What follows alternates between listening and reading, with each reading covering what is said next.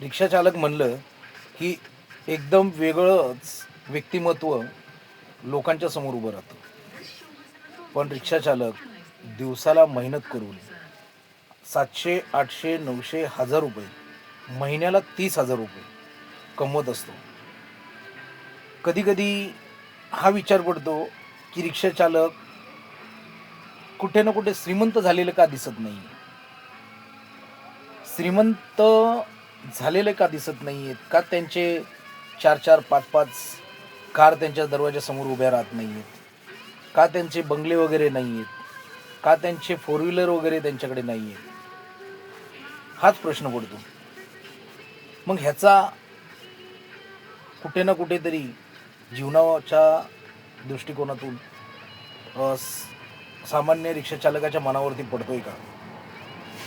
कसं होतं, की आयुष्यामध्ये काही करण्यासाठी, काही स्वतःला घडवण्यासाठी काही ना काहीतरी आपण मार्ग निश्चित काढले पाहिजेत. पण ते मार्ग काढत काढत असताना आपल्या घराचा, आपल्या परिवाराचा, आपल्या बच्चा-कच्च्यांचा विचार नक्की केला पाहिजे. मग त्यासाठी आपण काय केलं पाहिजे? जर आपण ₹1000 कमवतोय, जर आपण 1500, 1300, ₹1400 कमवतोय किंवा ₹700, ₹800 कमवतोय. काही लोकांच्या घरामध्ये 500, 700, ₹800 जाऊन सुद्धा पैसा वाचत नाहीये. याचं कारण आहे की आपण छोटीशी बचत करत नाहीये.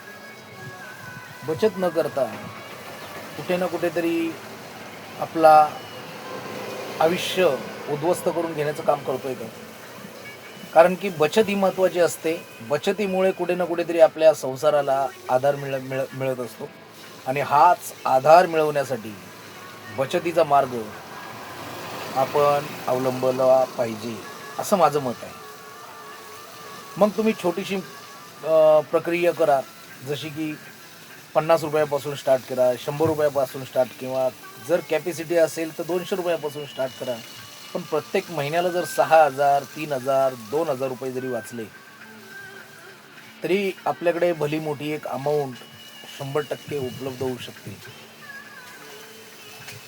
कसं असतं, की पैसा जेव्हा आपण कमवतो, त्या पैशाला स्थिर ठेवण्यासाठी कुठे ना कुठेतरी आपण बचतीचा मार्ग 100% पत्करला पाहिजे.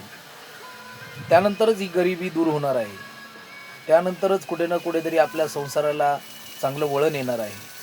त्यानंतरच आपल्या परिवाराला सुखी ठेवण्यासाठी आपण कुठे ना कुठेतरी व्यवस्थित मार्ग निवडण्याचं काम करत असतो. मग माझं मत आहे की आपल्या सर्व रिक्षा चालकांनी बचतीचा मार्ग 100% निवडला पाहिजे. हाच निवडत असताना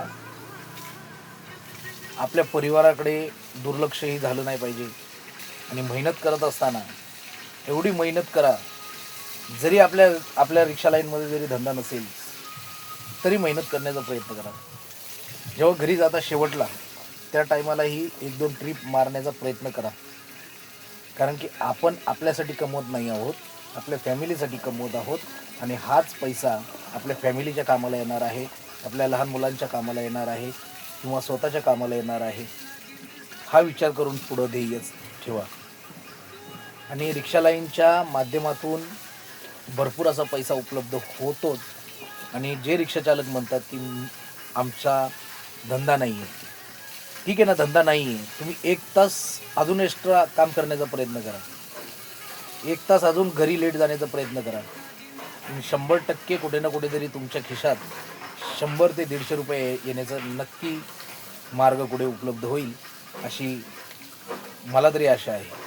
तर ठीक आहे, आपण ह्या विषयावरती आपण चर्चा करत असताना भरपूर कमेंट करण्याचा प्रयत्न करा आणि व्हिडिओ शेअर करण्याचा जास्तीत जास्त प्रयत्न करा.